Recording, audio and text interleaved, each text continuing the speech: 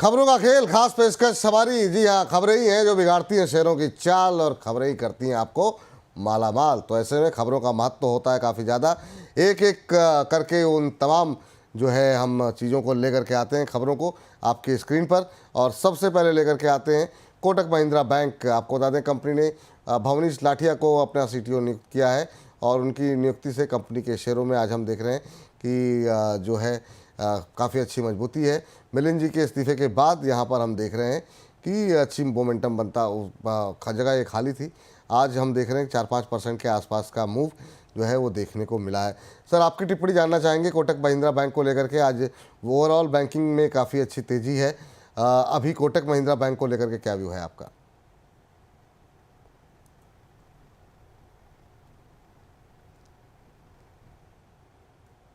संदीप जी सुन पा रहे हैं आप?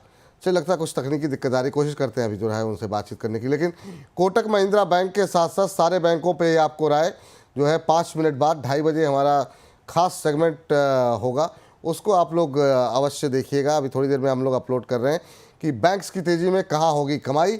इसमें जो है सभी बैंकों को लेकर के काफ़ी डिटेल में एनालिसिस, अविनाश गोरक्षकर हमारे विशेष मेहमान थे आज 10 बजे, उनके साथ ही बातचीत है। तो अभी 10-12 मिनट का सेगमेंट है, 2:30 बजे अपलोड हो जाएगा, वो आप देख सकते हैं। संदीप जी, आप जुड़ पाए क्या हमारे साथ? जी। जी जी संदीप जी, आप सुन पा रहे हैं आप मुझे? हाँ, हाँ, बिल्कुल मैं आपको सुन पा रहा हूं। जी तो जी। कोटक महिंद्रा पे जहां तक मेरा ख्याल है काफी आज विपुल जी अगर देखें तो public sector bank, private sector bank, इन दोनों सेक्टर्स में काफी तेजी देखने को मिल रही है। आज से ही नहीं, अगर मैं देखूं पिछले 3 दिनों से, तो ये तेजी मुझे कहीं जाती हुई नहीं दिख रही है। अगले मतलब और कुछ दिन चलनी चाहिए। तो कोटक महिंद्रा बैंक मेरे ख्याल से तो बिल्कुल भी होल्ड है। नई पोजीशन नहीं ले जा नई पोजीशन तो नहीं लूंगा मैं, लेकिन डेफिनेटली इसमें मतलब अगर आप होल्ड कर रहे हैं तो ये इसमें ये जो तेजी दिख रही है मुझे, ये और कुछ दिन चल सकती है, हफ्ते भर भी चल सकती है। ठीक है सर। इस बीच अगली अगला खबर है जो है सर, जिसमें कि गेल शामिल है। गेल में आपको बता दें कि नेशनल गैस के टैरिफ फ्रेमवर्क को लेकर के उसमें कुछ बदलाव की बात की जा रही है। पीएनजीआरबी को कई सारे जो है सुझाव मिले हैं, उसके आधार पर इसमें जो है टैरिफ में जो है कुछ बदलाव करने की जो है उम्मीद है कि जून 2025 तक इसमें बदलाव कर दिया जाएगा। और इसी खबर के चलते हम देख रहे हैं गेल हो, आईजीएल हो, एमजीएल हो, इन सब में अच्छा मोमेंटम जो है वो आता हुआ आज दिखाई दे रहा है और शानदार मूव देखने को मिल रहा है। सर, गेल को हम्म। किस तरीके से देख रहे हैं आप सर? गेल को मैं गेल भी काफी स्ट्रांग दिख रहा है। वो भी पब्लिक सेक्टर का जो सेगमेंट है, उस पूरे के पूरे सेक्टर में कोई भी आप देख ले, गेल भी वहीं आता है। तो अगर गेल में करंट अभी पोजीशन लेना चाहे तो ले सकते हैं, लेकिन मुझे 200 के करीब करीब उसमें 199 200 पे रेजिस्टेंस दिख रहा है। तो आप ले तो सकते हैं। आपका रेजिस्टेंस रहेगा या टारगेट, पहला जो टारगेट रहेगा वो करीब करीब 199 200 पे रहेगा। और स्टॉप लॉस अगर हम लगाना चाहें तो वो पड़ेगा करीब करीब 170, 170 के करीब करीब स्टॉप लॉस लगाया जा सकता है। ये बात गेल में निकल कर के आ रही है। अब जरा बात कर लेते हैं रेलटेल को लेकर के। इनको भी एक हाँ। ऑर्डर बड़ा मिला हुआ है, 25 करोड़ के आसपास का ऑर्डर मिला है। एचपीसीएल से ऑर्डर मिला हुआ है। पिछले आपको बता दें कि सत्र में हमने 4% की तेज़ी दिखी गई थी। और आपको बता दें कि 5 साल का कॉन्ट्रैक्ट है। आज रेलटेल में काफ़ी अच्छा मोमेंटम भी बनता हुआ दिखाई दिया इसने कॉन्ट्रैक्ट के चलते। ओवरऑल रेलवे में भी आज तेज़ी है, उसका भी लाभ मिला है रेलटेल को। सर, 6-6.25% अभी भी ऊपर रेलटेल का हम्म। ऑपरेशन 329 पे चल रहा है। क्या करना चाहिए हम्म। अभी? अगर आप एग्जिस्टिंग होल्डिंग रख रहे हो तो बिल्कुल होल्ड किया सकता है। नई पोजीशन में रेलटेल पे नहीं रेकमेंड करूंगा। अगर आपकी होल्डिंग हो तो आप रखें। मुझे 417 पे रेजिस्टेंस दिख रहा है, तो अगर आपकी एग्जिस्टिंग होल्डिंग हो, आप निकलना चाहते हो, पार्शियल बुकिंग करना चाहते हो, तो 417 418 एक अच्छा लेवल है। अगर स्टॉप लॉस लगाना चाहते हो एक लॉन्ग टर्म के होल्डिंग पे बेसिस पे, तो वो पड़ेगा करीब करीब 270 पे, उसका स्टॉप लॉस लगाया जा सकता है। ठीक सर। चलिए, ये बात रेलटेल पे है। एक और रेलवे शेयर जिस पर खबर निकल के आई है वो है एयरकॉन। आपको बता दें कि कंपनी पे करीब 158.89 करोड़ रुपए के आर्बिट्रेशन क्लेम का कंपनी सामना कर रही है। और कोणार्क एसोसिएट्स ने जो है इस पर मीडिएशन करने की बात कही है। नेपाल में एक पूरे रेल प्रोजेक्ट से जुड़ा हुआ पूरा मामला है और आज मोमेंटम में है जो है एयरकॉन का शेयर। अच्छी खासी तेज़ी यहाँ पर इरकॉन में देखने को मिल रही है। अभी अगर हम देखें इरकॉन में 4-4.25% की मजबूती सर 166-167 के आसपास चल रहा है। हवा काफ़ी सारे दर्शकों के यहाँ सवाल भी रहे, बहुत लोग हायर लेवल पे फंसे हुए हैं। जो लोग फंसे हुए हैं हायर लेवल पे क्या सलाह रहेगी, और इस खबर पे जो तो रिएक्शन आया उस पर आपकी टिप्पणी? जो अगर हायर लेवल में फंसे हैं तो वो होल्ड कर सकते हैं, क्योंकि इसकी रेजिस्टेंस मुझे अगली दिख रही है 222 पे। तो 222 तक तो जा ही सकता है। और अगर आप अभी पोजीशन बनाना चाहते हैं तो भी आप ले सकते हैं, लेकिन आपका स्टॉप लॉस रहेगा करीब करीब 136 के करीब स्टॉप लॉस रहेगा। आपका टारगेट 222 223 के करीब। चलिए, तो इसके अलावा अगली कंपनी जिस पर कि काफ़ी जो है खबरें निकल करके आई हैं उसको लेकर के आते हैं। और ये खबर निकल करके आई है एनसीसी को लेकर के। एनसीसी को भी ऑर्डर मिलने की खबरें यहाँ पर हैं। एनसीसी को आपको बता दें 1480 करोड़ रुपए का ऑर्डर मिला है, और बिहार के मेडिकल सर्विसेज और इंफ्रास्ट्रक्चर कॉरपोरेशन से कंपनी को ये लेटर ऑफ एक्सेप्टेंस जो है वो मिलता हुआ दिखाई दिया है। और इसी नए ऑर्डर के चलते शेयर में काफ़ी अच्छा मोमेंटम भी था। हाल फिलहाल में कुछ एक नए ऑर्डर्स मिलने के बाद से एनसीसी में बाइंग मोमेंटम बनता हुआ दिखाई दे रहा है। अब हालांकि ऊपरी स्तरों से थोड़ी प्रॉफिट बुकिंग हावी हुई है, फिर भी 2.25% ऊपर सर। पिछले 5 दिन में 13-14% चल चुका है।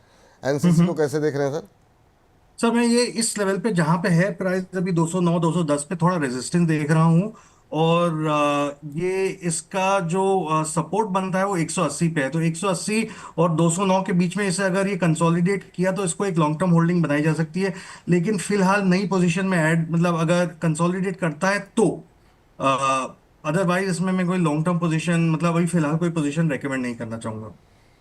चलिए, इस बीच क्या तूफानी तेजी है सर। आज हम्म। इंट्राडे लेवल पे 23,700 भी पार हो गया है। बिल्कुल। 337-338 अंकों की तेजी निफ्टी में, 1.5% की मजबूती। ये कहाँ जा रहा है सर बाजार? ये मतलब फिर ये बबल जैसा क्रिएट तो नहीं हो रहा है? ये बबल तो नहीं लगता मुझे सर। ये काफी देखिए आप जो भी है ऑल टाइम हाई से हम करीब करीब 1800 पॉइंट गिरे थे। तो वो जो गिरावट आई थी वो काफी दिनों बाद आई थी। और जो लॉन्ग टर्म जो सिप करने वाले जो ऑडियंस है वो वेट कर रही थी। तो काफी लोग इस जो ये जो पुल बैक आया था करीब 15% का उसके लिए वेट कर रहे थे। तो मुझे लगता है कि वो जो पूरे साइड लाइंस पे जो बैठे हुए थे लोग जो वेट कर रहे थे वो सभी आ गए हैं अभी मार्केट पे मार्केट में। और उसके कारण हमें ये तेजी दिख रही है। ज्यादा मैक्रो लेवल पे तो मुझे कोई बदलाव नहीं नजर आ रहा है। ये अच्छी बात है कि जो मार्केट में जो मतलब फ्लो आ रहे हैं उसके कारण मार्केट ऊपर जा रहा है। लेकिन क्या वो नया ऑल टाइम हाई बनेगा वो प्रश्न चिन्ह तो है ही है। उसके बारे में कुछ कहना मुश्किल है। लेकिन ये अच्छी बात है कि 15% जो हमारा फॉल आया उसके बाद काफी अच्छी बाइंग आई। और अभी कंसोलिडेट होगा मेरे ख्याल से मार्केट, और उसके बाद ही हमें पता चलेगा कि आगे का क्या किस और जाएगी मार्केट। ठीक है सर, देखते हैं। नज़रें रहेगी, लेकिन हाँ निश्चित रूप से बहुत लोगों को डर तो लगता है इस तरह की तेज़ी के साथ। एमएसटीसी को लेकर के एक जो है अगली खबर आई है। ई ऑक्शनिंग सेवाओं के लिए कोल इंडिया से कंपनी को एक कॉन्ट्रैक्ट मिला है। कोयला और कोयला उत्पादों की ऑक्शन के लिए कंपनी सेवाएं देगी, और 2 साल के लिए कोल इंडिया ने कंपनी को ये कॉन्ट्रैक्ट दिया है। एमएसटीसी पे अगर हम एक नज़र डालें तो अभी जो भाव देखने को मिल रहा है वो सर 4-4.25% ऊपर 537 का लेवल देखने को मिल रहा है। इस शेयर में एक और पीएसयू कंपनी पिछले 5 कारोबारी सत्र में 18% से ज़्यादा की रैली यहाँ पर ऑलरेडी आ चुकी है। कैसे देख रहे हैं सर? नए ऑर्डर मिलने के चलते काफ़ी अच्छी मजबूती है। अभी क्या करना चाहिए? बिल्कुल। ये एक अच्छा लेवल होगा एंट्री का अगर आप करंट मतलब अभी आप अगर पोजीशन लेना चाहो तो। इसमें मैं रेजिस्टेंस देख रहा हूँ 445 पे करीब करीब, और टारगेट रहेगा 670 के करीब का। वहीं पे रेजिस्टेंस भी है। तो 670 का टारगेट, और 445 पे उस लेवल पे स्टॉप लॉस। ठीक। एमएसटीसी के बाद अब बात कर लेते हैं एलएनटी को लेकर के। और एलएनटी पे आपको बता दें कि कंपनी के बोर्ड ने 12,000 करोड़ के लंबी अवधि के कर्ज को लेकर के मंजूरी दे दी है, और सुब्रमण्यम शर्मा को डिप्यूटी एमडी और प्रेसिडेंट के पद पर प्रमोट कर दिया गया है। आपको बता दें कि इस खबर के बाद आज एलएनटी के शेयर में भी मजबूती देखने को मिल रही है। अभी 2-2.25% ऊपर करीब 3500 के आसपास चलता हुआ 3479 का लेवल देखने को मिल रहा है। सर, अपने क्षेत्र की दिग्गज कंपनी पोर्टफोलियो का हिस्सा होना चाहिए क्या सर एलएनटी? बिल्कुल होना चाहिए, ये आपके लॉन्ग टर्म पोर्टफोलियो का हिस्सा बिल्कुल हो सकता है। ये जो मंदी आई थी इसमें भी ये काफी स्ट्रांग रहा ये स्टॉक। मतलब अगर आप देखें तो काफी अच्छा होल्ड किया है स्टॉक ने। तो at any point of time ये स्टॉक को आप होल्ड कर सकते हो, आप अभी एंट्री ले सकते हो। ये एक लॉन्ग टर्म, जैसे आपने कहा, एक लॉन्ग टर्म पोर्टफोलियो का बिल्कुल हिस्सा बन सकता है। ठीक। लॉन्ग टर्म पोर्टफोलियो का हिस्सा बिल्कुल होना चाहिए। एल&टी जैसा दिग्गज शेयर आपके पोर्टफोलियो में होना चाहिए। गोदरेज प्रॉपर्टी में खबर यह है, कंपनी ने बेंगलोर में 10 एकड़ ज़मीन खरीदी है और आपको बता दें कि कंपनी को इससे करीब 2500 करोड़ रुपए की रेवेन्यू जनरेशन की उम्मीद है। प्रीमियम रेजिडेंशियल प्रोजेक्ट जो है कंपनी उसमें बनाएगी। तो ये खबर जो है गोदरेज प्रॉपर्टीज़ पे निकल करके आई है। और आज रियल एस्टेट में डीएलएफ हो या फिर गोदरेज, दोनों में ही हम देख रहे हैं काफ़ी अच्छी तेज़ी थी। गोदरेज प्रॉपर्टीज़ 2% ऊपर। अक्सर ये रियल्टी शेयरों में क्या करें, अभी कैसा लग रहा है आपको गोदरेज रियलिटी, प्रॉपर्टीज? हाँ, रियलिटी पे जो आज तेजी दिख रही है, मेरे ख्याल से ये शॉर्ट टर्म का मोमेंटम है। मैं ये कहना मुश्किल है कि ये जो मोमेंटम बन रहा है आज दिख रहा है वो होल्ड करेगा कि नहीं करेगा। तो मैं इस पे थोड़ा वेट एंड वॉच रखूंगा। मैं अभी फिलहाल इसमें कोई पोजीशन लेने की रिकमेंडेशन तो नहीं देता। ठीक। अगली कंपनी लेकर के आते हैं जिस पर की खबर है, वो है अपोलो हॉस्पिटल। अपोलो हॉस्पिटल में भी आज हम देख रहे हैं कि एक अच्छा मोमेंटम बनता हुआ दिखाई दे रहा है। खबर क्या है वो आपको बता दें। खबर यहाँ पर ये है कि कंपनी की जो सब्सिडरी कंपनी है कीमेड में जो है उसमें 11.2% हिस्सा खरीदा है। करीब 625.23 करोड़ रुपए में ये हिस्सेदारी खरीदी गई है और ऑलमोस्ट फ्लैट ट्रेड कर रहा था सुबह के सेशन में। तो अभी अगर हम देखें तो ये जो है, अगर हम देखें अपोलो हॉस्पिटल में, तो अभी जो शेयर भाव देखने को मिल रहा है 0.5% की मजबूती है। अपोलो हॉस्पिटल, सर कोई टिप्पणी करना चाहेंगे इस पर आप? सर, हॉस्पिटल सेक्टर ऐसे अगर देखा जाए तो काफी स्ट्रांग है। और पिछले जो 1 डेढ़ महीने की जो मंदी में जो पुल बैक आया था उसमें भी हॉस्पिटल्स ने काफी अच्छा होल्ड किया है प्राइस। तो मेरा ये चार्ट पे तो मैं ये देख पा रहा हूँ कि ये लॉन्ग टर्म पोजीशन बन सकता है। अगर आपकी एग्जिस्टिंग पोजीशन हो तो इसको तो बिल्कुल टच ना करें, ये तो काफी स्ट्रांग है। और अगर लॉन्ग टर्म पोजीशन भी आपको बनाना है तो भी ये प्राइस, जो करंट प्राइस चल रहा है 6,640 का करीब करीब, ये काफी अच्छा प्राइस है लॉन्ग टर्म के लिए। अगर आप अपने पोर्टफोलियो में ये एंटर करना चाहते हैं तो एल&टी की जैसे हमने बात करी थी वैसे ही अपोलो हॉस्पिटल भी आपके लॉन्ग टर्म पोर्टफोलियो का हिस्सा बन सकता है। एक और सर आखिरी सवाल, और वो है यूको बैंक को लेकर के। कंपनी ने क्यूआईपी लॉन्च करने की कंपनी की अब योजना है। करीब 2000 करोड़ का क्यूआईपी कंपनी ने लॉन्च किया है बैंक की तरफ से।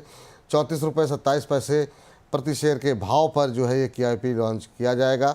करीब 5% कम है फ्लोट करंट प्राइस से। ये वो शेयर्स हैं सर जिसमें कि काफ़ी ज़्यादा लोगों की पोजीशन है, रिटेलर्स की, छोटे टिकट साइज़ की वजह से। लेकिन मोमेंटम नहीं बनता हुआ दिखाई दिया है काफ़ी लंबे समय से। अभी क्या करना चाहिए सर? यूको बैंक में 37-38 के आसपास चल रहा है। आज चूंकि जहां बैंकिंग तक शेयरों में मे तेजी तो चल गया, वरना क्यूआईपी के बाद ज़्यादातर शेयर चलते नहीं है। आप अगर आप देखें बिल्कुल जी, तो आज काफी जो तेजी आई थी पब्लिक सेक्टर बैंकों में, लेकिन वो तेजी यूको बैंक में नजर नहीं आ रही है। तो अगर हम उस नजरिए से देखें इसको तो मेरा ये मानना है कि इस स्टॉक में वीकनेस ज्यादा है।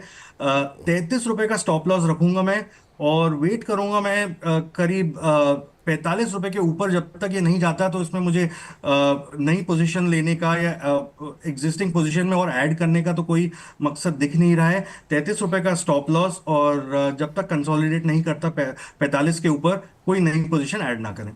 जी। बाकी बैंकिंग शेयरों पे जो हमारे दर्शकों के बहुत सारे सवाल हैं उनको बता दें। 2:30 बजे अविनाश गोरक्षकर जी के साथ हमने एक बातचीत की, उसका एक हिस्सा अपलोड हो चुका है। तो आप हमारे यूट्यूब चैनल पे जाएं द बोनस पे, और जब आप वीडियो पे जाएंगे तो पहला वीडियो आपको यही मिलेगा जिसमें कि आज की बैंकिंग शेयरों को लेकर के अभी क्या करना चाहिए आज से तेज़ी में, इस पर हमने बातचीत की है। और थंब आपको मिलेगा बैंक की तेज़ी में कहाँ होगी कमाई। तो इसको आप देख सकते हैं, सुन सकते हैं। और इसी के साथ हम खबरों के खेल को करते हैं समाप्त।